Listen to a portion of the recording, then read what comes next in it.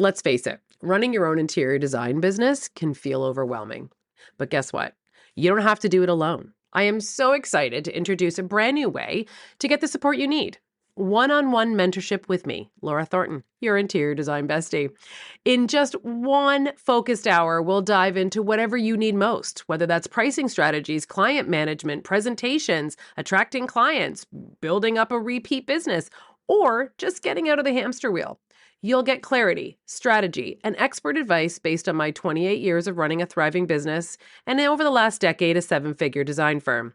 This is your chance to get real answers to the questions you've been dying to ask from someone who's actually been there and is currently still walking the walk. Book your session as you need it. There are no strings attached. You'll walk away with personalized, actionable advice that you can implement right away. One-on-one, 1-hour sessions as you need it.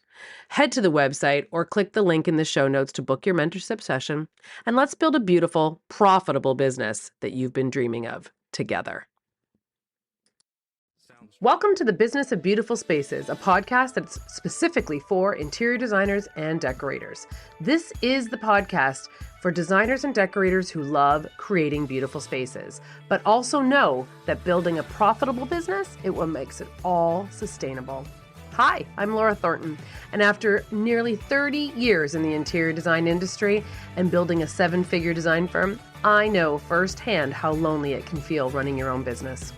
Making big decisions without a boardroom, without a business partner, or another executive team member to walk things through.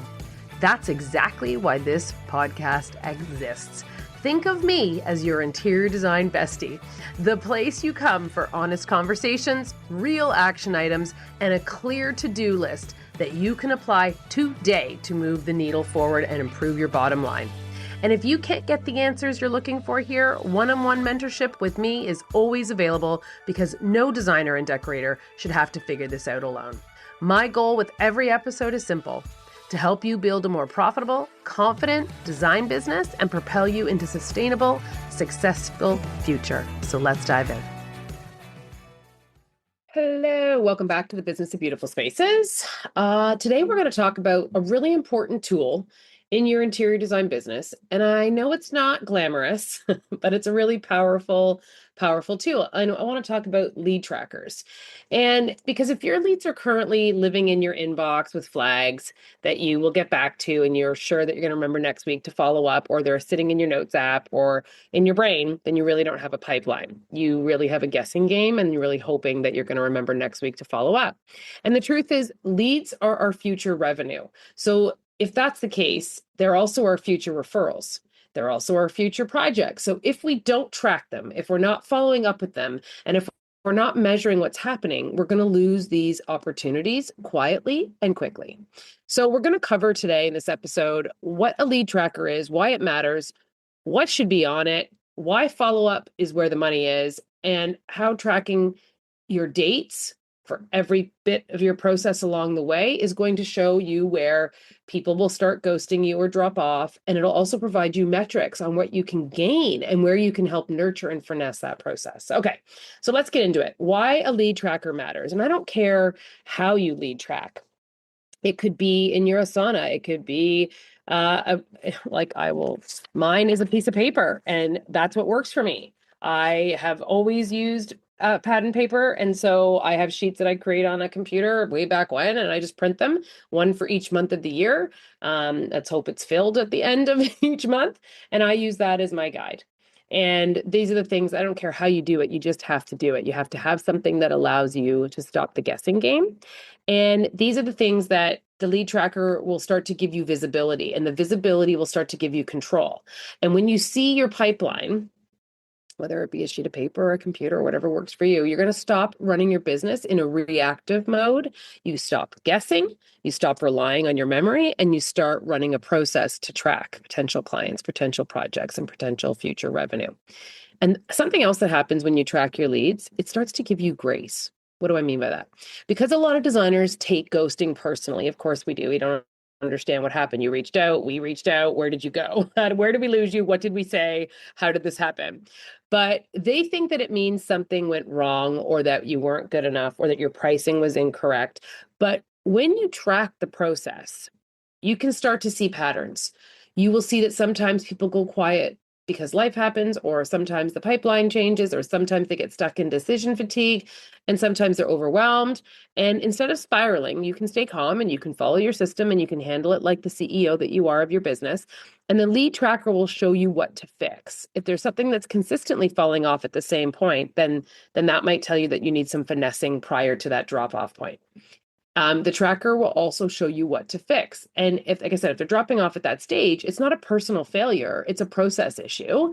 And the process issue can be fixed. So what should be on a tracker? Let's talk about what should be on it. Okay, so you can do this, as I said, as a spreadsheet, as a PDF, on Airtable, Notion. If you have a CRM, that's fabulous. The tool matters less. It's your consistency that matters more. We need you to track the basics, what we want on there. What do we want on there? We want the date that they reached out to you, the lead name, the email, the phone number. If you know the project location, great. You also might want to track the lead source. I always say how I got that referral.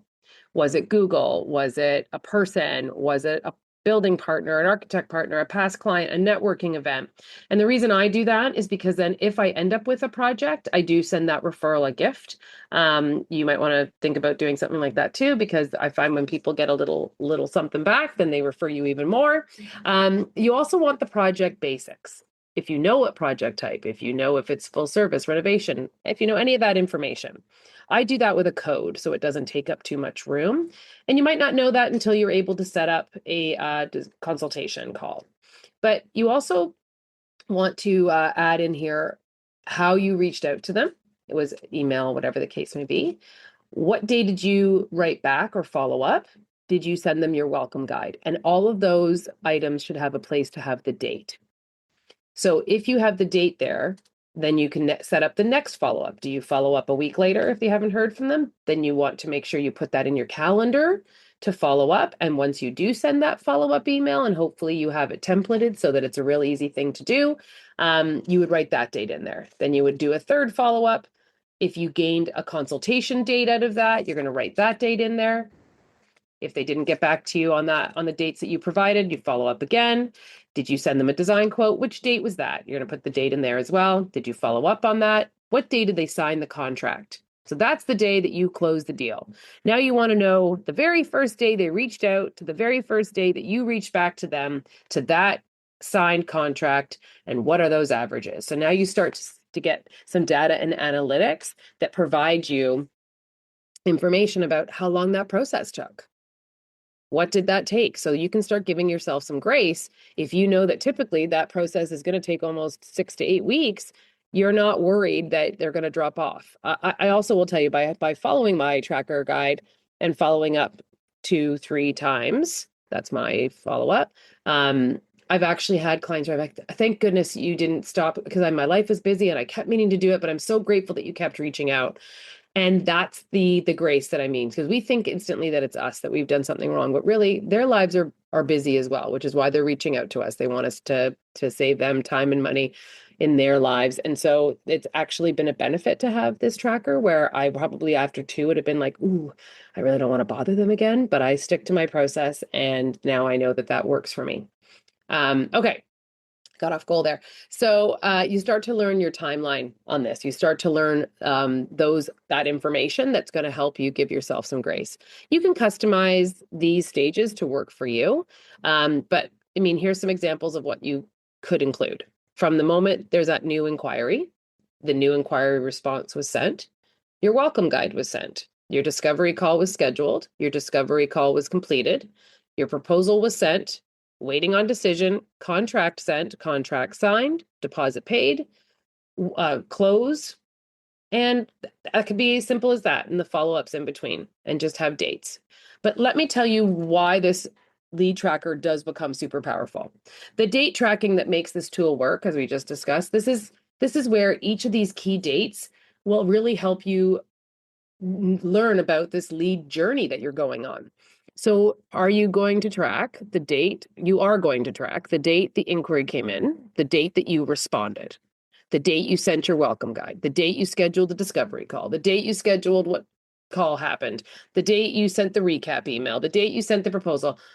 All of these dates are really important. You also want to track the follow-up date and method of which you followed up. Was it a phone call or was it an email?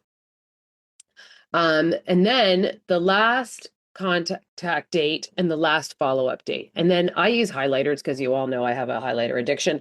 I use highlighters when I lost it, when they never wrote me back, that was the last date. And when I won it, when I won the signed contract. And then it kind of creates on mine like a graph all within itself because I have it as a chart, if you will. And then I can see the consistency of where I lost people. And then that to me gives me great information that now I need to nurture that prior information or emails and tweak them because something is either A, turning them off, or B, I'm losing them. So it gives me this really great data. Okay, so why do these dates matter so much? Well, I kind of just covered why because I jump ahead all the time.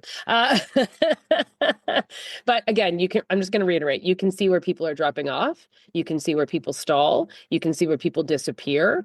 And when this happens, it's really our process, or is it something that we need to finesse? So it also gives you standard timelines. Like on average, is it 3 days from inquiry to discovery call? Is it average 5 days from the discovery to the proposal sent? Is it average 10 days from the proposal to the signed contract? So this data becomes valuable because it does two things. I mentioned it gives you grace because you'll start to see your average close time can be anywhere as 21 days or 7 weeks, whatever the case may be. So you don't panic. You're not worried. This is still within your normal window. Second, it's going to give you insight.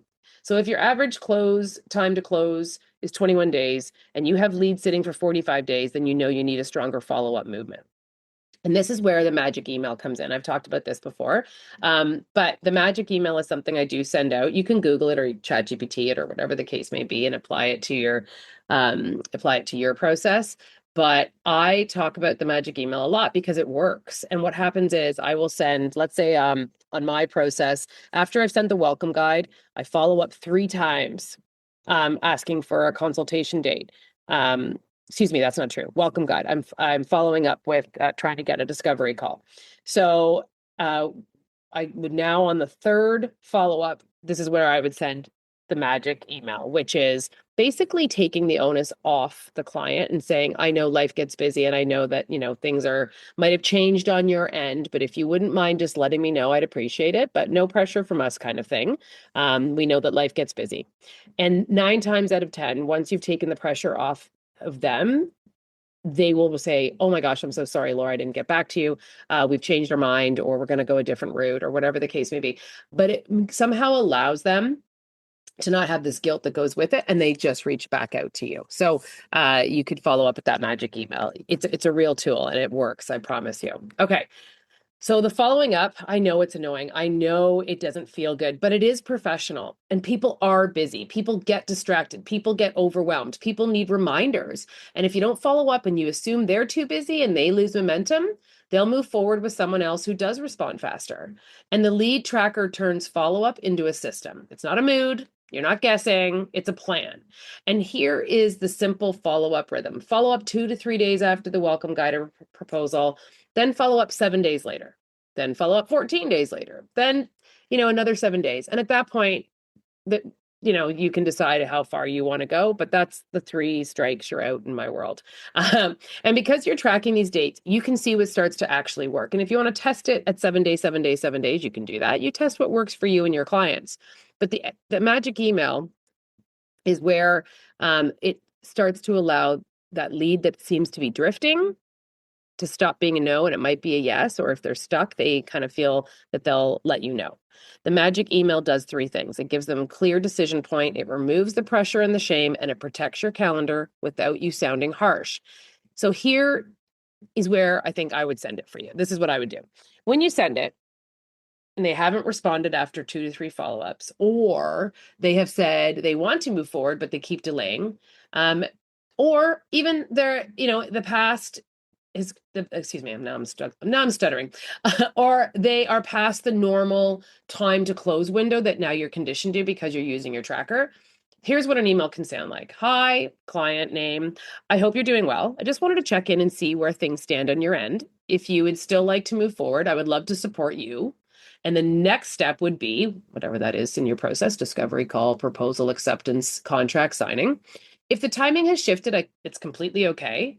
I can hold space for you until at a specific date. If I don't hear back by then, I'm going to assume that you would like to pause for now and that you're always welcome to reach back out when you're ready.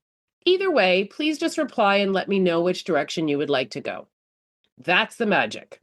Makes it easy for them to say yes, makes it easy for them to say not right now, and it gives your business clarity so you're not carrying that lead around in your head or making room for it when it can make room for another fabulous project that hopefully is coming your way. Okay, the metrics you can gain from this lead tracker, it's a lot of data. You can now track the lead volume, how many leads per week, per month, per year that you're getting. You can now track the lead source performance. If you're having one particular referral that just keeps coming back, that's great. Or you can see if it's coming from Instagram or your website or if you have a podcast or your LinkedIn.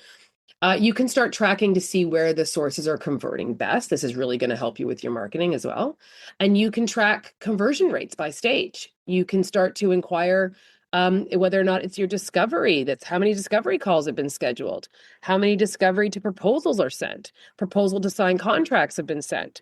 This is going to tell you where your process is leaking. You can track your close rate. Close one divided by the total number of qualified leads over the year. This is huge. This is a fabulous number to work in your business, and it's a great goal to make higher every year moving forward.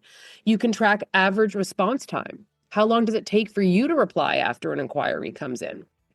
And can you track average sales? Can you track the average sales cycle length? How long does it take from inquiry to the contract signed? You can track follow-up effectiveness. How many follow-ups does it typically take to close? And whether a specific follow-up moment is where deals get saved. You can start to track the drop-off points, where people ghost you, where they stall, or where they straight up disappear. You can track pipeline value. How much is each projected revenue that's sitting in your pipeline? You can start to track lost leads and the reasons. Was it a budget mismatch? Was it timeline mismatch? Was it scope mismatch? Were you just straight up ghosted? Did the project get paused? All of this data helps you nurture the process and start to finesse it. It helps you tighten up your messaging. It helps you refine your follow-ups, and it helps you see what's working, and it helps you fix what isn't. Okay, here's what I want you to remember. The lead tracker is not busy work. It's actually a profit tool. And when you track the dates at each step, you start guessing and you start leading. You can see where leads ghost you, where they drop off, how long it takes to truly close a project, and you can stop taking it personally and gaining some grace. You can refine your process based on data and analytics that you're going to gain by having your lead tracker. And then you can start adding in key milestones: the welcome guide sent, the discovery schedule, the proposal sent, the contract sent, the contract signed, the deposit paid. This will start to change how you run your business, like the CEO you are. I want to help you create a pricing process and a system that actually supports profitability. And that's exactly what this is going to do. So if you enjoyed listening today, and I thank you for doing that, and this helped you, would you share this with a designer friend, or could you kindly give us a 5-star, 4-star, whatever rating you think we deserve on whatever you listen to this podcast on, whether it's Apple or Spotify? It would really help us, because then this helps other designers learn that we exist and that we're here to help them. And also, if you have any ideas for an episode that you would like, we are going to be doing our forecasting in the next month for the following 6 months, which is just wild. And if there's something that's missing and that you would love to know more about, please just drop us a line. We love hearing from you. Until next week, have a good one.